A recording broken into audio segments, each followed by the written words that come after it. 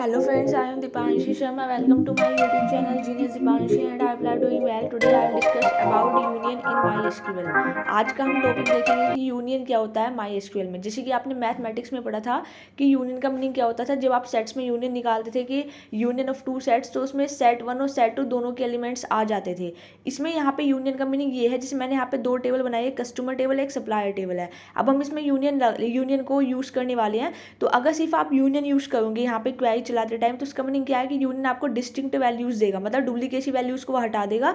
और अगर आप जैसे मान लो आपने जो आपकी यहाँ पे कस्टमर टेबल है, अगर आपने कस्टमर टेबल से सपोज आपने कंट्री लेनी है और आपको जो है यूनियन लगा दिया आपने कि आपको सप्लायर टेबल से भी कंट्री लेनी है, तो यहाँ पे क्या होगा कि जो मैच कर जाएंगे, जैसे कि मैंने यहाँ पे लिखा suppose select country from customer union select country from supplier. ठीक है, अब यहाँ पे जो कंट्री वाला कॉलम है उसका नेम सपोज यहाँ पे है जो आपकी कस्टमर टेबल थी उस पर कंट्री का जो कंट्री वाला कॉलम था कस्ट अंडरस्कोर कंट्री, और सप्लायर वाली टेबल के अंदर यहाँ पे था सब अंडरस्कोर कंट्री। तो आपको एक्यूरेटली वही कॉलम्स का नेम लेना है, अदरवाइज ये एरर देगा। और यहाँ पे ऑर्डर बाय लगा दिया मैंने, यहाँ पे सपोज कस्ट अंडरस्कोर कंट्री।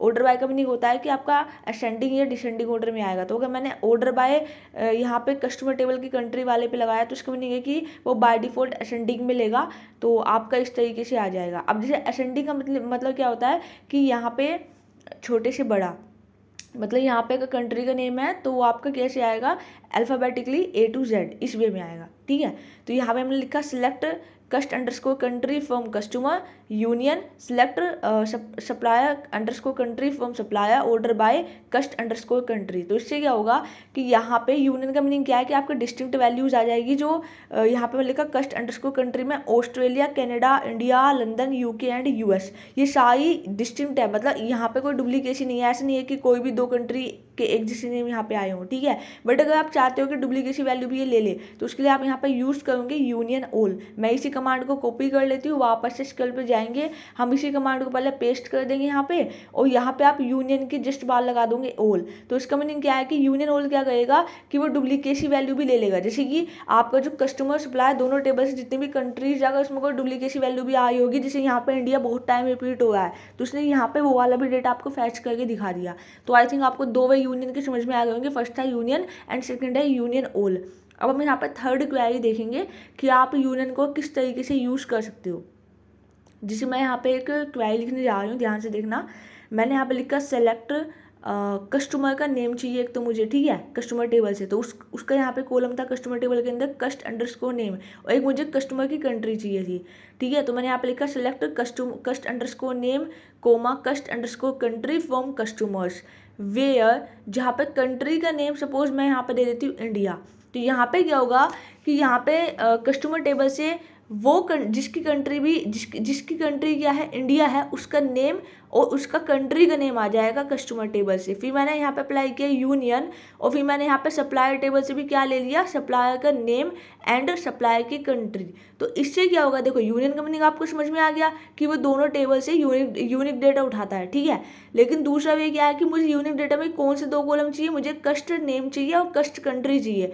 तो यहाँ पे भी दो कॉलम आ जाएंगे, लेकिन किस बेसिस पे आएंगे, फर्स्ट टेबल से सिर्फ वही डेटा आएगा जिस कंट्री का नेम इंडिया है, और सेकंड टेबल से वो डेटा आएगा जिसमें कंट्री का नेम मैंने अभी के लिए यहाँ पे भी इंडिया ही ले लिया है। ठीक है, तो आपको कंट्री का नेम जहाँ पे भी इंडिया होगा उस बेसिस पे कस्टमर का नेम आ जाएगा और उसका कंट्री आ जाएगा फर्स्ट टेबल से, और सेकंड टेबल से सप्लायर का नेम एंड सप्लायर की कंट्री आ जाएगी। और मैंने यहाँ पे ऑर्डर बाय लगा दिया फर्स्ट टेबल की कंट्री के साथ। तो अब आप अगर इस क्वेरी को चला के रन कराओगे तो आपको आउटपुट समझ में आ जाएगा। मैंने यहाँ पे कंट्री लिए, शायद देखिए इंडिया आ गया, इंडिया के बेसिस पे कस्टमर टेबल से कस्टमर का नेम आ गया और सप्लायर टेबल से सप्लायर का नेम आ जाएगा। आई होप कि आपको यहाँ तक चीज़ें समझ में आ गई है। यहाँ पे सप्लायर का नेम लिखे आ गया GHI, ठीक है, और ऊपर वाले जितने भी है वो सब क्या है, कस्टमर के नेम्स हैं, और ABC भी आपका ये सप्लायर का नेम है। ठीक है, अब हम क्या करने वाले हैं, अब हम नेक्स्ट यहाँ पे एक और क्वेरी देखेंगे। तो अब हम वापस से चलते हैं SQL पे। ये तो था इसका थर्ड टाइप जो मैंने अभी जस्ट बताया है। अब यहाँ पे फोर्थ क्वेरी में हम क्या करेंगे, हम यहाँ पे यूनियन ऑल लगा देंगे। ठीक है, तो यूनियन ऑल का मतलब क्या है कि वो डुप्लीकेसी वैल्यू भी ले लेगा। अब मान लो जितनी भी कंट्रीज है इंडिया टाइप की, डुप्लीकेसी थी ना आपकी इंडिया वाली कंट्री में, तो उसने वो सारी कंट्री ले ली, और कोई डुप्लीकेसी थी ही नहीं, तो डुप्लीकेसी तो सेम डेटा ही आ गया। कुल मिला के ये जो आपने पहले डेटा फैच किया था वही सेम डेटा आपका यहाँ पे आपको इसलिए शो हो रहा है क्योंकि जो आपकी कस्टमर टेबल में जो डुप्लीकेसी थी वो सिर्फ कंट्री नेम इंडिया में थी, और जो आपको सप्लायर टेबल है वहाँ पर भी सिर्फ इंडिया वाली कंट्री ऐसी थी जो मैंने डुप्लीकेसी वैल्यू डाली हुई थी। तो यहाँ पर कोई डुप्लीकेसी वैल्यू नहीं थी, तो यहाँ पर कस्टमर टेबल से जिस भी कंट्री का नेम इंडिया है उसका नेम प्रिंट हो जाएगा, और सप्लायर टेबल से जिस भी कंट्री का नेम इंडिया है उसका जो है यहाँ पे नेम प्रिंट हो गया, सप्लायर का नेम।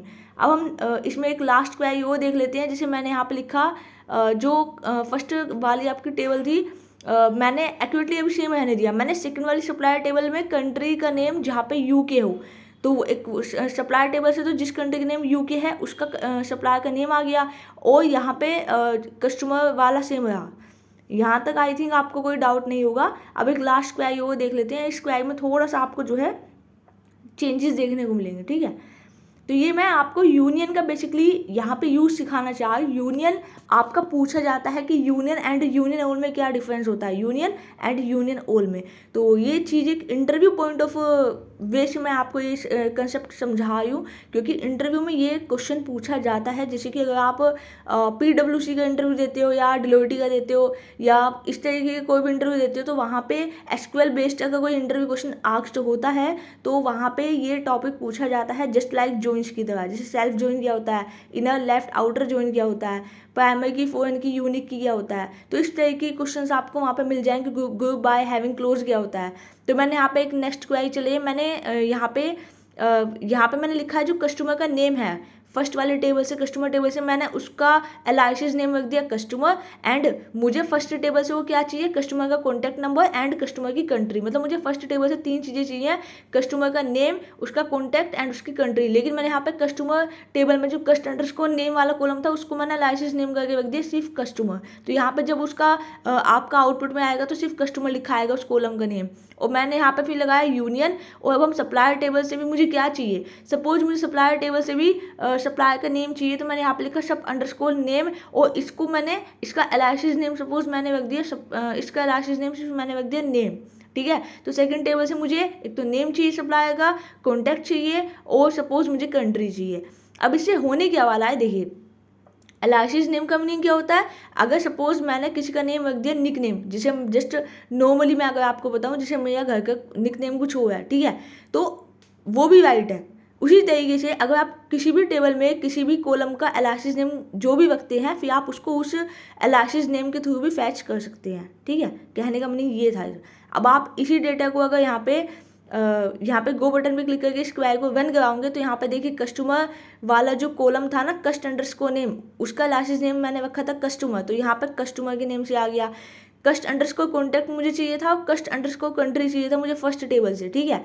सेकंड टेबल से मुझे कॉन्टैक्ट नंबर और कस्टमर की कंट्री चाहिए थी, तो कस्टमर कंट्री यहाँ पे यूके, US एंड कनाडा, ये सप्लायर की कंट्री आ गई। और सप्लायर का कॉन्टैक्ट नंबर सेम है 9898 वाले मैंने लिया था, और सप्लायर का नेम, अब सप्लायर का नेम और यहाँ पे कस्टमर का नेम में यहाँ पे इसलिए ऐसे आया, हमने गलती से डबल कोट्स लगा दिया था एलाइसिस नेम से पहले, तो बस आप वो डबल कोट्स हटा देना, तो आपका आउटपुट एक्यूरेटली आपको दिख जाएगा। तो अगर किसी का कोई डाउट आता है इसमें तो मुझसे कमेंट सेक्शन में पूछ सकता है, but this is a very important topic for your preparation of your campus placement or on off drive placement related to DBA profile, database administrator profile, या फिर जैसे आप अगर एक्यूरेटली लैब इंस्ट्रक्टर बनना चाहते हो या लैब टेक्निकल लैब आपको अगर लेनी है, तो आप उसके लिए भी अगर आपको तैयारी करनी है। So I hope guys understand, like share and subscribe to my YouTube channel genius Deepanshi, and thank you for watching and thank you for all the support that is given to me, and share more and more day by day and do work hard and get